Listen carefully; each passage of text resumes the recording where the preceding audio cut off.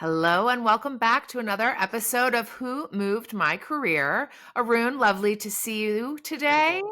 Hey, Arun, you and I have spent so much time thinking about the kinds of stories we wanted to talk about on this podcast. And obviously, as you heard in episode one, it started in tech and tech execs and the layoffs. And then we expanded the aperture to think about all the folks in the federal government in the states who have been affected. And then we started having conversations and realizing that career disruption comes for everyone at some point, no matter what industry you're in. And while it's painful sometimes and hard to get through, it's usually not really a part of your life that could completely change the way you live. And so that's why we're super excited to have Ryan Curtis on today, because his story is the kind of career disruption that can change your entire life, your entire trajectory. And so I'm super excited to hear from you, Ryan. I don't know if we should call you Ryan Chaos. What do you go by? What's the best Yeah, way? some people call me Ryan Chaos Curtis. That's my fight name. So, and I like the way everything's all gone. Chaos seems fitting. So let's keep It chaos does. going. It does. Yeah. Well, little known fact, and this is terribly embarrassing, but when I was doing boxing, my kind of the group I was in named me Nicole Notorious. So Nice. I may have stolen it from Conor McGregor, but I'm, Yeah. I'm all about a good nickname. Yeah, I like it. I like it. It's fitting. So, yeah. All right. So the backstory here, Arun, is we think about those folks in their careers doing, tech jobs or park jobs or whatever. But Ryan's job was MMA fighting. And Ryan was a professional athlete. He was working his way up through the ranks of MMA, winning fights left and right until something completely changed in his life, which we're going to get into in a second. But before we talk about that career defining shift and pivot, that was definitely one of those ones that's by force and not by choice. Let's hear a little bit, Ryan, from you on your background. Obviously, people have heard you speak now. So, Ryan hails from the amazing country of Ireland, if you haven't picked up on that already. So, let's talk a little bit about your history and what you were doing before this moment that we're going to spend a lot more time talking about. Yeah. So, I was like you mentioned the professional MMA fighter. I was been doing that since I was really young, and my whole life was geared around and catered towards reaching the pinnacle of that. I've had fought on many prestigious shows all around the world, in the hope of getting to the UFC, which is, the show I had already fought for some big shows like Bellator and stuff, and they're very prestigious in their own right. It was just my personal goal when I started out was to fight in the UFC, and we are very close to it. And then obviously the accident happened, which kind of sent that off course. Mhm. Yeah, it's How uh, many years were you fighting? Like, at what age did you start? How old were you before the accident happened? Tell us a little bit about that world. Because I don't think this is one of those cool things about this podcast, right? I don't think a lot of people know what it takes to be in the octagon, or in that kind of a ring. So tell us a little bit about the kind of practices you went through and what that experience was like. Because wow, talk about dedication to get to that level is really requires something special. yeah, yeah. It's such a you know what it's a crazy life, but it's such a fulfilling life also. Like so many of the tools that it's given me to be such like the person that I am today. Like dedication, discipline,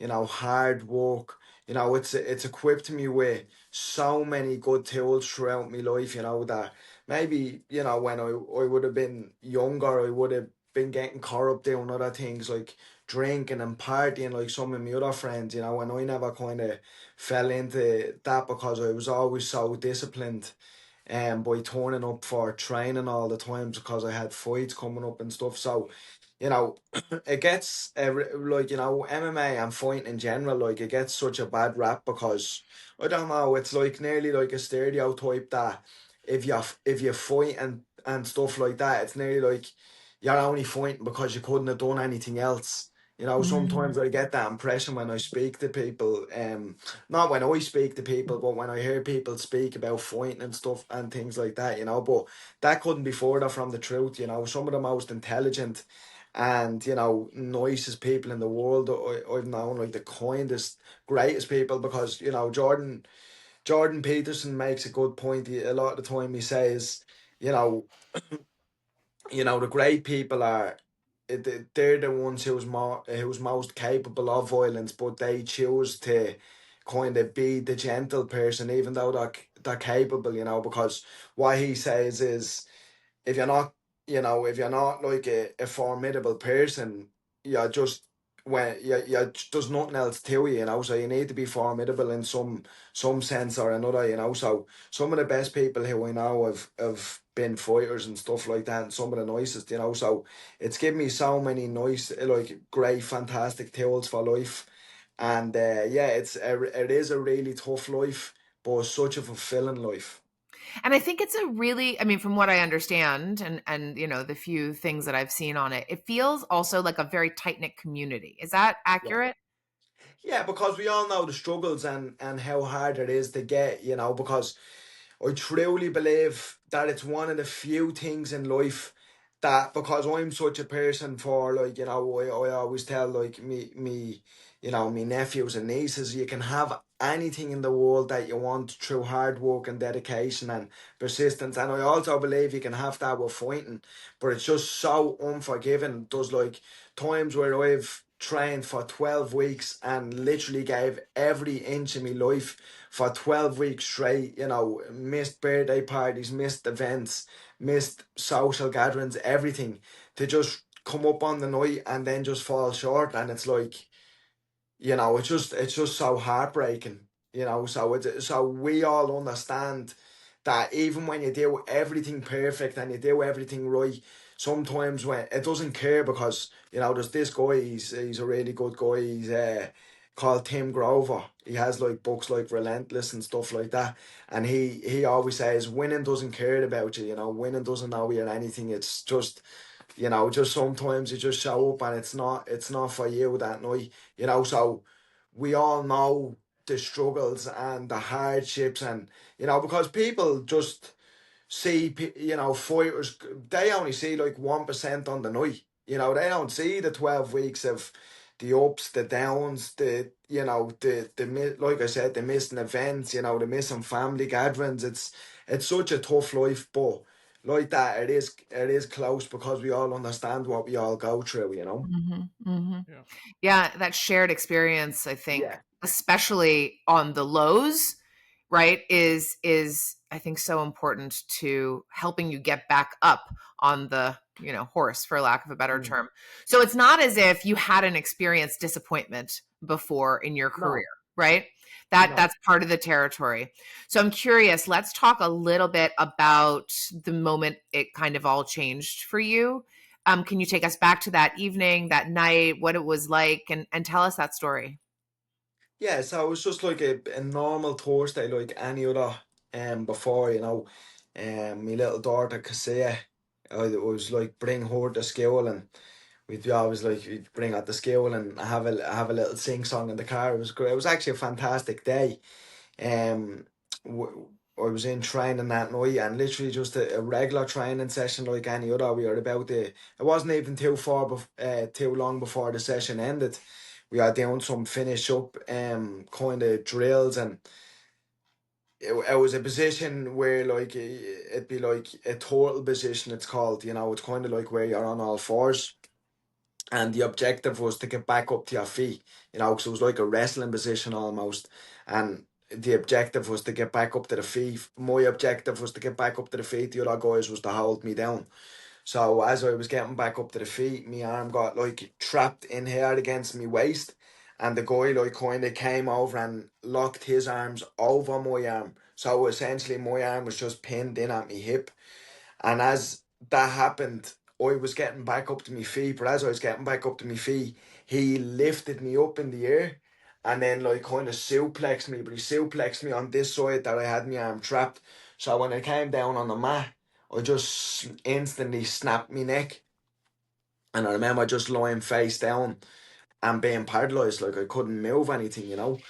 And I remember screaming for me coach Pat, but because it's really high up on the neck, it affects your diaphragm and your breathing. So when I was screaming, nothing was coming out, you know, like or it was, but it was very muffled. You Hmm. know, remember that? And then yeah, we just I was trying to explain what was at the happening, and then we got into the ambulance in the hospital. Didn't really know that what was at that happening at that stage. I just knew it was really bad. Something like that doesn't happen to you, and you don't automatically go, "Whoa, there's something really wrong here." But I could still sort of move things. It was just the power was it was literally 10% power. Like there was no way that I could have just getting up and walking around or anything. It was like completely, yeah. I could kind of just wiggle stuff, you know. So I woke up the next day and we went in for the operation, and then I woke up the next day and I was just completely paralyzed from the neck down. I couldn't do anything, you know, and I was just like, they came in and they just presented me with the news. They were like, "Oh yeah, look, sorry," you know, it's in medical terms like they're very just blunt about it. And they're like, "Yeah, look, sorry, you're paralyzed from the neck down now, and that's just the way it is." You know, so it was very blunt and a hard thing to hear at that time, you know. Yeah, and this was, I think, a position that you had been in hundreds of times before. I mean, there wasn't anything. Thousands, Yeah, thousands. yeah. So what's Um, going through your mind at this moment? when I had initially happened, Yeah. when I'm lying face down, Yep. because I get this question asked all the time, you know, and I used to get really emotional about it. Sometimes, depending on what day it is, like you know, sometimes it just catches me, but I'm because I've spoke about it loads, I don't really get too emotional anymore, you know. But the first thought rather that I had that went through my head was like, you're never going to be able to play with Kassir again, you know, you're never going to be able to hold Kassir again. And I used to get really emotional when I used to think like that, because she is the most important thing in my whole life. There's nothing more important than me baby Kassir, you know. So it used to make me quite upset when I'd have them thoughts. Uh, when I reflected on them, you know. But now I'm kind of like I said, I've spoke about it a few times. But that was the initial thought, was like, you're never gonna be able to pick her up. You're never gonna play with her. You're never gonna be able to walk her down the aisle for a wedding. And you know, it was cause I just knew. You know, I didn't know that I was at to snap my neck, and I didn't know that I was gonna be paralysed. But I knew there was something catastrophic at the happening. I can't imagine what that must have been like, and the fear that was going through your head at that time. Yeah, it was like that. It was a really tough thing to go through. But in saying all that, you know, I really did from, you know, it was, I think maybe it was like after the first day or something, it was like, I stopped getting upset about it, because I was like, well, okay, this is only like a little piss stop that you're at now. You know, even when they were people were coming in and feeding me and stuff like that, you know, it'd be, you know, I'd have like, I'd visualize a lot, you know, and I kind of trying to think of ways in a positive light. Like, you know, I'd always just try and think of stuff different, and almost trick my mind into, when something bad is going on in my mind, I'd be tricking it into another way. You Mhm. know, it's like, you know, I used to think of it like, it's like, oh, this is like, I used to think like, oh, this is like back in the Roman days when people are feeding you grapes and stuff like that. You know what I mean? So I always used to trick my mind into thinking the positive in situations, you know, because I do truly believe that that's why I am where I am, because I never put the burden or the stress on my body. Because I remember just saying to myself, well, why are you going to get upset, because you're going to be back walking? And this is all while the doctors were coming into the me room and they were telling me like, no, that's not going to happen. You know, we know you think it's going to happen, but we're telling you that it's not going to happen, because, you know, they just have to give you the blunt, so you're not, you know, because I don't know why they're just, I do understand why they're really direct and blunt about it. But for me, It's just sometimes I just feel like it's not always the way to go about it. But like my point is, it didn't matter what they were telling me. I just knew that I was going to be here, and here I am. I have to imagine too that your training as a professional athlete also wasn't training just your body, but also training your mind. And so and this is a question, like, did you feel like I have been training for this my whole career? And I know that I can imagine it's like being at on the ground in a fight when you're just getting absolutely pounded on and you're like, I need to, my mind needs to kick in now and Yeah. help me get through this moment. Was that the case? When I tell you, there's no question that I am only where I am because of all the years of like fighting and MMA and the mental training and all them things. Because I had such a broad understanding of the mind way before this accident happened. I had a broad understanding of visualization, positive thinking, everything like that. I already was well equipped before the accident, thankfully. And I only had that through fighting, because I know, there's so many times where I've been backstage with people, where I've seen people in the gym and they beat the other person doesn't beat that person. That person beats themselves. And I always wanted to make sure that I would never mentally beat myself, and I never have, but that was through the understanding of the mind, and it's okay to feel certain emotions. And because I had a good understanding of why I was feeling the emotions, then it was all okay, because I was like, oh, you're only feeling that because of this reason or that reason. So because I had a good understanding, I just I just felt the emotions, or I just let the thoughts process. I wasn't worried going, because I had a good understanding of why I was feeling them, and never used to scare me. Do you Yeah, know what Yeah. Ryan. I'm saying? Yeah, Ryan. I think there's so much to unpack what you just mentioned there, right? As you were talking about this, I was kind of visualizing the fierce destructive mechanisms, right? I mean, you are in that moment in the hospital bed, and there's this fear that has certainly engulfed you, really amplifies the self-doubts, limit most people. It manifests in the form of limiting imagination, creating emotional barriers.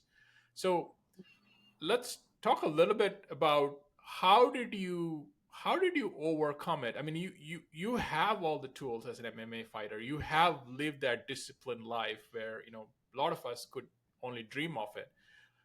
Could you break it down a little bit into into few tips that our audience can learn from you, like, hey, here's how I thought through this, here's how it went through it, if you could just put yourself back in that moment. Yeah, because it all is. See, the thing with me is everything was already. I already had. Thankfully, I already had all this thought process before the accident, so I was able to implement that after the accident. But the one thing that I would say to people is, one of the biggest tips I would say to the regular person is, stop avoiding the stuff that you should be doing. You know, yeah, we all don't sit here and go, you know, we just, I'm not somebody who loves confrontation, or, just getting up and doing things with, like, when I don't feel like it. It's just discipline, so. And I've just built little, I always say, like, discipline is the real freedom, because when you're disciplined enough, you understand that, you're doing the stuff that you should be doing, so then you don't feel bad for not doing the stuff that you should be doing. Yeah. Like, I'm able to just go, do I want to go to the gym? Absolutely not. But I need to go to the gym. So then when I leave the gym, then I feel good, you know, where instead of me sitting here and go, do I want to go to the gym? Nah, let's just watch the TV. And then after the TV program, my brain goes, you should have really went to the gym, and now you don't feel good about yourself and whatever else. So say that goes the same thing for, like, conversations that we don't want to have. we all have them conversations that we don't want to have with people, but we know we should have them, and then we avoid them. You know, that's one of the biggest things that one of my biggest pieces of advice is like the kind of build up. If you stop avoiding the little things, and these are stuff that accumulate and compound over days. Throughout your daily life, rather, you know, if you just confront the things that you know you should be doing, then it gives you confidence in all other areas of your life. You know, it's like a compound effect. Then for the rest of your life, it spills over. You know, you go to the gym, then you feel good about yourself. You start to feel good about yourself, and then you want to go back to the gym again. And, you know, you have the awkward conversation with people, and then you're like, oh, well, actually wasn't that awkward. And, you know, the person actually really understood where I came from there. You know, instead of you not having that conversation and then just keep on replaying in your mind, and then it's upsetting your daily life. And, you know, just my biggest thing I would just say is, you know, just stop avoiding the things you know you should be doing, and then that'll give you discipline for the rest of your life. Yeah, I think this is one of the biggest takeaways for me. I was watching your YouTube videos, and in preparation for this, one of the big things that I've learned is you have mastered the art of mastering your mind and in an emotional state as you went through this as an MMA fighter. And there's just so much to learn, to all of us in this journey. I want to ask, you talked about visualization a lot, Ryan, and I have Yeah. to imagine that came in pretty handy when you were bedridden and incapable of moving. And we're going to talk about, I'm sure everyone who's watching this is like, but he's moving, which is great. And so we want Mm. to talk about that as well. But uh, help us understand, like, did someone teach you visualization? Did you read a book? Was it part of training? Like, how did that become a tool in your tool belt when you were laying in a bed? So basically, I always say everything starts in the mind before anywhere else. You know, if you can see it in your mind before it starts happening, you can make it happen. You know, but you know, if you can visualize, you know, because I don't want to get into the whole science breakdown of it, but your mind in your head, it can't tell the difference between what's real in your head and what's real in the real world, if that makes sense. There's a scientific breakdown behind it. But if you visualize, like when you're visualizing a lot of things, you know, that's why I always say if you visualize in your mind and you start to develop all the little habits that you need to develop to get to where you need to be, you know, like I remember when I was lying in the bed, I couldn't move anything. I was literally from the neck down. And I remember I used to close my eyes, and I would lie there and I'd visualize myself being back in my old gym. And I nearly used to smell the smells that be in the gym. Mm. And I'd be doing this. I used to do bicep curls on this this certain platform in the gym with a barbell and stuff, and I'd be doing bicep curls.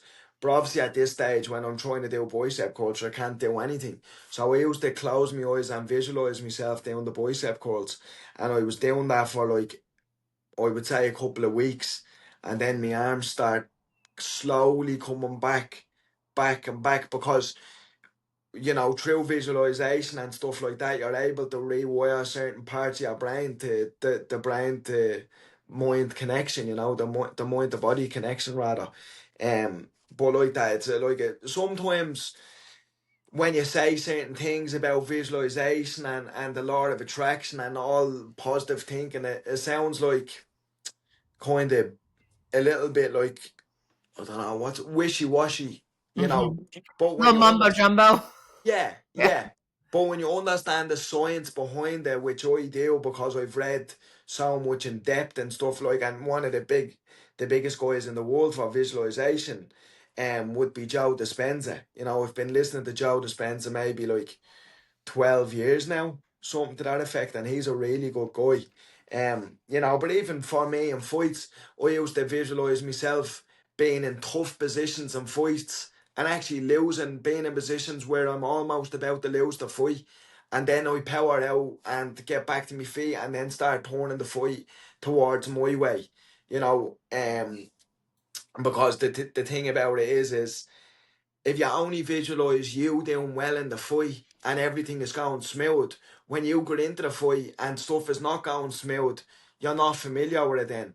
So if Mhm. you put yourself through a bit of adversity, um, when you're visualizing things, but always coming through that adversity, then when you hit adversity in life, it almost primes you, you know, to be like, oh, I've seen this in my mind, and we're gonna just power through it. You know, so visualization was such a huge part of the recovery and Yeah. the process. So I right. love that too, because like when you I think a lot of people who are struggling with a transition or a pivot that they didn't have anything to do with or that they didn't choose to, they haven't they haven't gone through that mental gymnastics. And Mm. you know, everything was flying high, everything was going so well, and then all of a sudden they hit adversity and they're not equipped to deal with it because they haven't thought through it, right? Because when things are going great for you, and things are going your way and you're winning fights and you know you're doing really well at work, it's really easy not to think about that. It's really Of easy to be like, I'm course. just going to live in this moment because it's great, Yeah, yeah, right? yeah. But then when the adversity hits, you're so much less prepared for that moment. Yeah, of course, because you know again. That's why it's important to confront and do all the little things that you don't want to do, because that's building like they're little mini bits of adversity that you're Mhm. overcoming all the time. Mhm. And then the more you overcome the small stuff, then it just compounds and compounds, and then you can develop from going through big things, you know. But with adversity, it's just that like even all the things, it's just all like little tools. You know, that's all it is. It's if you have a good understanding, you know, and I'd be like really big into stoicism too, you know. Like I Mhm. really do believe it's like life is, you know, 10% of what happens to you and 90% of how you react to what happens to you. I Mhm. truly do believe that. And like it's like, you know, this is at the shaking up my whole world, this accident, you know. But I know that life is just a roller coaster and I'm gonna be back at the happiest time in my life. And then unfortunately the way life is, it's probably gonna throw me another curveball in the future. And then Mhm. it's just like is it's like that saying, and this too shall pass. You know, it's just that is just life. You know, Mhm. yeah. If you just accept that life is not just gonna be one continuous high, when you get the lows, then you're just like, okay, well look, what can I do to help myself here? I'm feeling really low. What can I do to help myself? Okay, I'm gonna start changing my habits. I'm gonna go to the gym, look after my body. I'm gonna eat better food. I'm gonna stop avoiding the stuff that I know I should be doing. I'm gonna read better material. I'm gonna stop watching TV. Like you know, of course you can still enjoy yourself, but you know I think with today's world, too many people are too quick to complain about everything that's going on, but they're not cleaning their side of the street. You know, you can't be complaining that your life is not going smooth, but you're out partying all the time. That's just not, you know, that's not reality. You know, if you're just sitting there with a bad diet and you're partying all the time, and you know, because what I say is, if you do the easy things in life, you'll have a hard life, and if you do the hard things in life, you'll have an easy life. That is the reality, Yeah. you know. Mhm. And So you know, people don't want to hear stuff like that because we all want to. Like, I mean, I'm not. I wouldn't. I'm not. I don't drink too much, but when I party, I enjoy me. Like I like having a drink like other people, and I like sitting here and eating pizza like everybody else. I like binge watching TV shows like everybody else. It's not like I'm a robot. I just have built up in this enough discipline in my life to go, okay, you're doing too much of that now. You know you shouldn't be doing it, and because I have discipline, I'm able to reel it back in. Where other people not so much, but that's only because they haven't developed the discipline part of their lives. Mhm. So let's go back to you're in the hospital. They have told you. Can you tell us a little bit, just real quick, what exactly was hurt in your neck or broken or what was the? So I fractured me C4, C5 and C6 and I there was a pinch on my spine. I dislocated my spinal cord. It's pinching, and it pinched, and yeah, it was a like a really catastrophic injury, and yeah, it was that's what paralyzed me. You know, that it's breaking your neck and breaking your back and is bad and stuff, but it's the damage to the spinal cord is what paralyzes you. So they're telling you you're never walking again. Yeah. Okay. And what comes Well, I next? mean, don't worry about walking again. Like you were telling me, like you'd be lucky if I was able to pick up a cup again. You know, Yeah. because it's from the neck down. It's not just like I'm at the horn, the lower end of my back, and like all up here is fine. You know, for so many months, this is all I had. You know, Mm-hmm. I couldn't open my hands like I can now. It was just like claws, especially this left one. This one I had like a little bit more movement, but for the longest time, this was just a claw. So it was basically I couldn't do anything with it. You know, so don't even worry about walking again. It was like so many other things other than walking, you know, not being able to feed yourself, not being able to put on a t-shirt again, you know, not being able to dress myself again, everything. Wow. So what So what happened then? happens after? Oh, sorry, Arun, go. So I'm really curious about this. So what was your journey from that moment? Um, like you came to this conclusion that you created this state of mind where you're visualizing the success, where you're visualizing where who you are, where you want to be, and so on and so forth. So how did you make that connection between your body and mind? And I think this is kind of where Nicole's going in this conversation. So what has been that journey for you as you made that connection? Yeah, it's been a tough journey. It really has, like it, you know, sometimes because I'm out the other side of it and I talk about it, it makes it seem almost like saying that it was easier than it was. It was like it was the hardest thing that I've ever gone through in my life, you know. But I was just so confident and I just knew that my mind was so strong and I was so well equipped from all the tools that I had gathered before the accident that I knew it was gonna be okay. And to be honest, with how bad the injury was and the the the, the how bad the injury was and how little people, like the smallest percentage in the world of people who actually come through this sort of injury, I actually had no business thinking the way I thought or saying the stuff that I thought, or saying the stuff that I said rather. I had no business saying any of them things. But I knew in my mind, I mean, I had no business from other people from the outside listening to what I was saying. They're like, like it nearly like if you're listening to me, you're like, do you understand how ludicrous everything you are saying sounds? And I'm like, it might be, but it's not to me. It didn't sound one bit ludicrous to me because I had such unshakable belief. You know, it was like it was already done. Mm. It was already in my mind. Everything was already, I was already back running with my dog. I was already back on my feet. Everything, it was just in my mind. I was just waiting for time to go by, to pass by until it happened. You know, that's the way I thought about it. You know, it was like, it was like winning, like winning a world title in my mind. You know, I'm only showing up to collect the belt.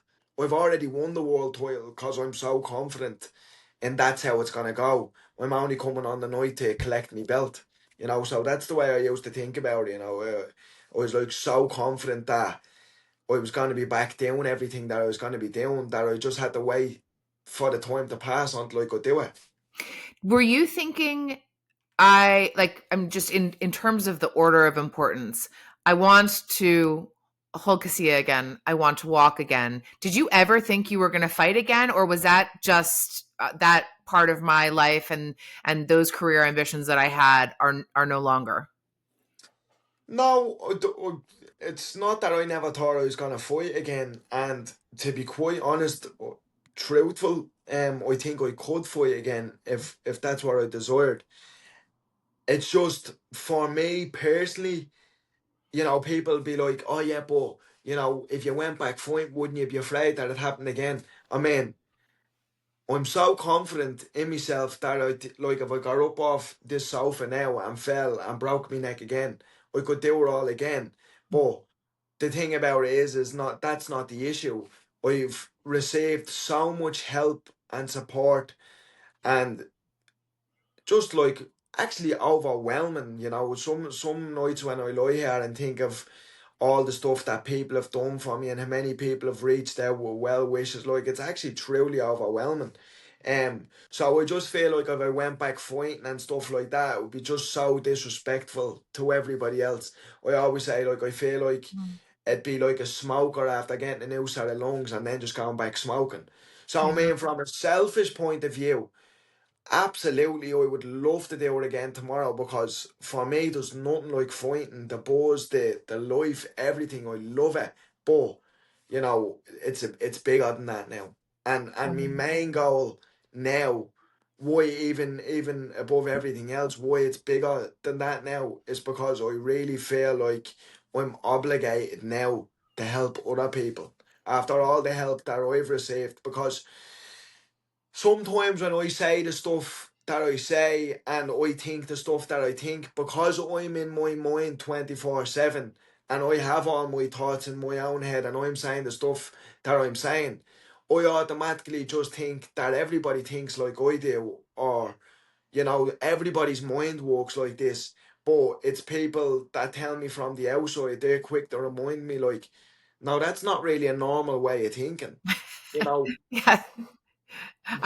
I'm laughing because yeah, I mean I think the mental power of laying in a bed when doctors are telling you you're going to be paralyzed from the neck down and thinking to yourself, nope, that's not yeah, I that I think a lot of people in this world would be like, this is it for me. yeah. And so I can imagine that. And I'm so curious, what what do they say now? I want to hear, like, you got out of the bed and did what? Like, what, tell us about how you went from laying in a bed to where you are now.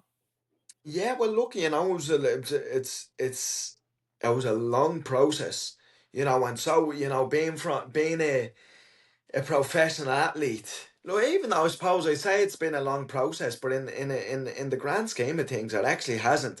It just feels like that in my own mind, because nearly to a degree, I thought I would have been doing it 5 months before I even done So it it. was January of 2024, is that correct? Yes, Yeah. correct, Okay. correct. I mean, And that's not to go from paralyzed from the neck down to having this conversation in less than 18 months is nothing short of a miracle. yeah, yeah. Well, that's what they call me a medical miracle.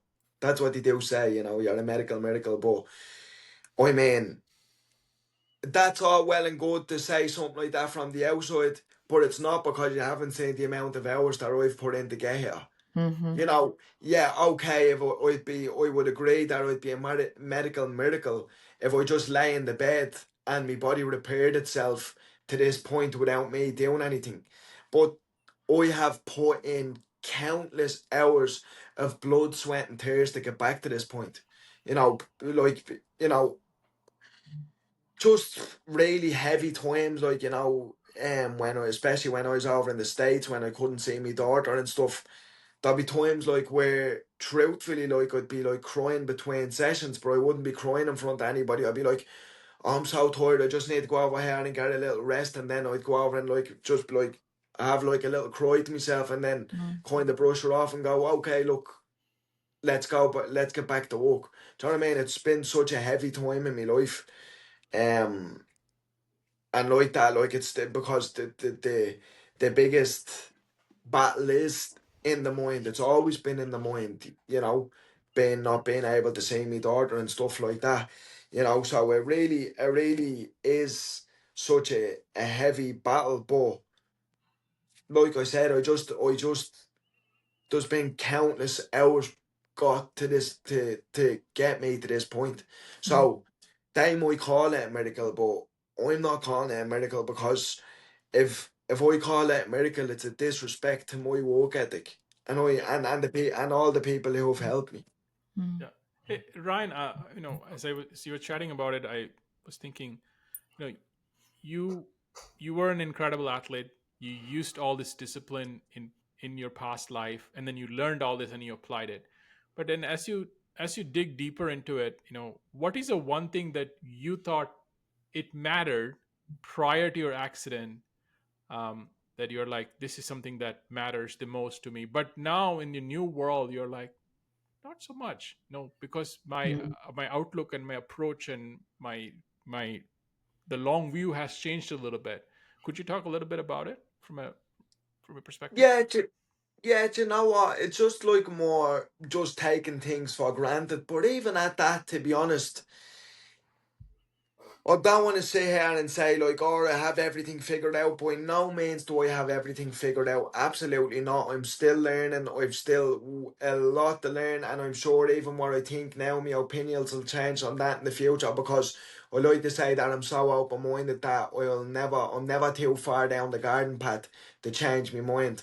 But I do like to think that I had a good outlook on life before the accident, and truthfully, like I was always so appreciative. Like I still write three things every day that I was grateful for. And I say it's it's hard to be grateful and to be grateful and kind of like hateful at the same time.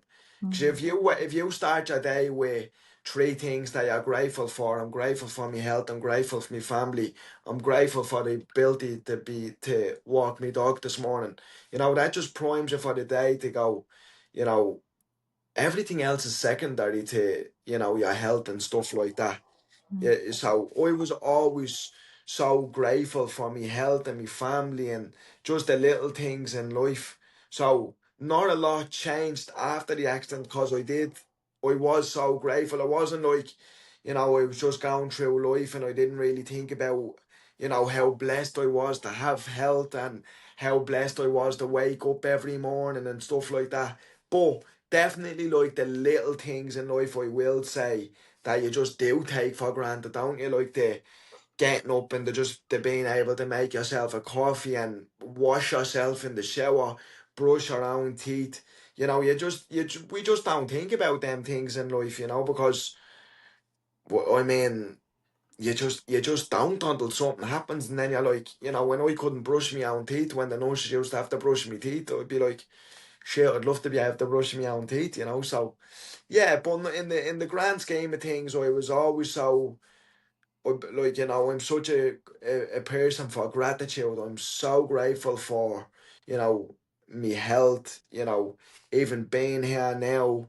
My friends, my family. I'm just I just like to, I like materialistic things, but they don't define who I am on my life. I just like nice things like everybody else, but you know, I'd never sell my soul or you know be bad to another person so I can have nicer things. I really integrity is so important to me. Mm. Yeah, yeah. Integrity is really important. Wow, wow. That's an incredible story.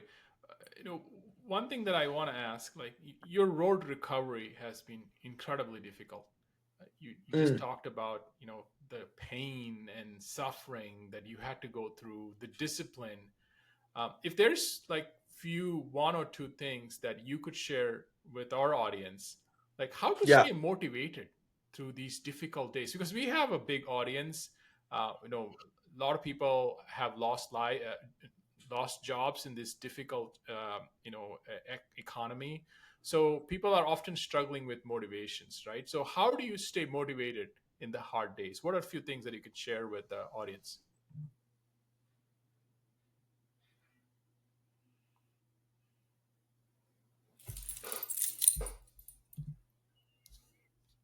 We can hear you.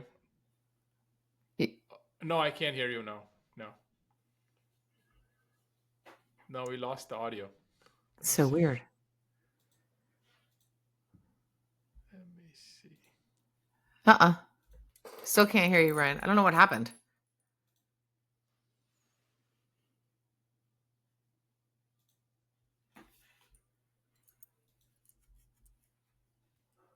No, we You want to can't hear try you. logging back in? Let's log back in and then. Okay. All of us? No, no, just him. Okay.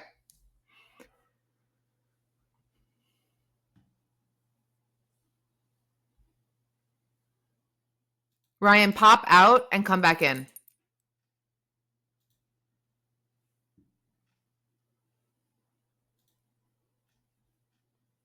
Can you hear me?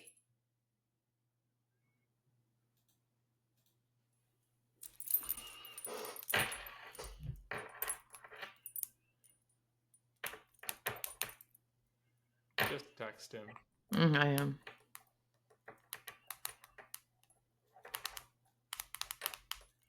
I bet he got a call and it interrupted the signal. Yeah. That's probably what happened. Okay, but I just texted him. Okay. We learned something new about the Riverside. Yes. Amazing story, isn't it? Yeah, he's very inspiring. Yeah. Okay, now we're back. I don't know how that happened. Someone called me phone, but I don't know why it just went like that. That's what Will happened. we get better that out, Arun? Yeah, we can edit that out. Don't worry. You're better. So the question was, Ryan. Let me just re-ask the question. How do you stay motivated in hard days? What I always say is, motivation is not really a thing. If I was to grow up on the days that I felt motivated throughout the year, I'd probably grow up 15 or 20 days of the year. It's really discipline that people need to, you need to callous your mind and just kind of be like, you can't really make it. You kind of have to make a contract with yourself to say that I'm gonna do what I'm gonna set out to do.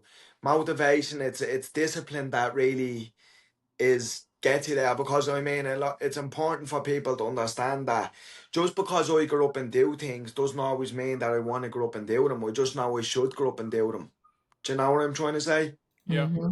Yeah. That is the most important thing, because people talk about motivation a lot of the time, but I mean motivation will only get you going when you feel like doing whatever you are gonna do. You know? There's like the motivation before the motivation. Yeah, Yeah. I mean, there's some days where I'm like buzzing to go to the gym because I'm like feel good, my mood is good, I'm playing good music, I'm ready to go, but there's probably more days where I'm like sitting here, I'm tired, my body's banged up, and I'm like, I absolutely I don't want to go to the gym, or I don't want to do that, but like I've talked about, I don't want for people to get the wrong thing, it's like I'm not a robot by any means. I just can't. I just know what I should and shouldn't be doing, but it doesn't mean that I don't feel like not going to the gym, or not doing this or not doing that, or else just going.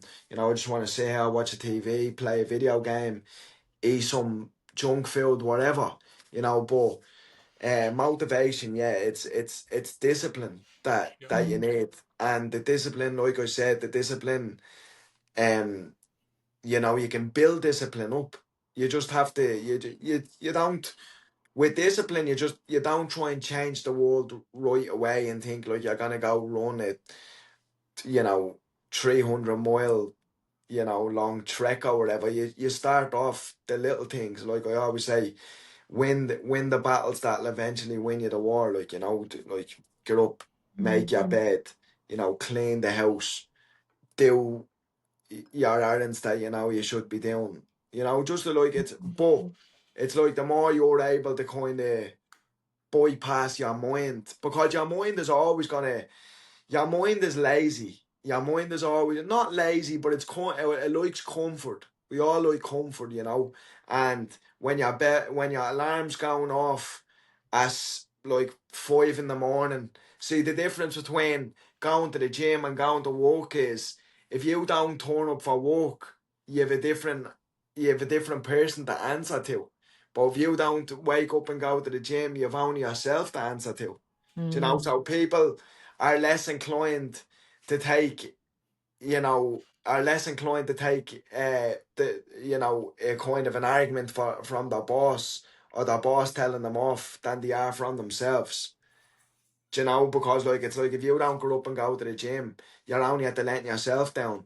But if you don't grow up and go to work, now you're at the letting your boss down and there's the consequences, you know. But if you have the attitude that you're your own boss and you tell yourself, no, you need to grow up and do this because it's not good if you don't, you know. So you kind of need to take that attitude with yourself and don't, like I always say, I never speak ill of myself. I never disrespect myself.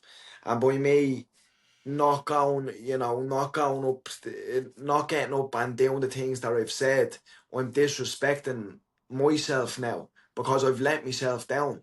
And that's why I'm so confident, because I never let myself down. I mean, I'm not a robot. I don't 100% of the time go up and do these things, but like 95 or even 99% of the time, I grow up when I say I'm going to grow up because I've said to myself, okay, I'm gonna do this.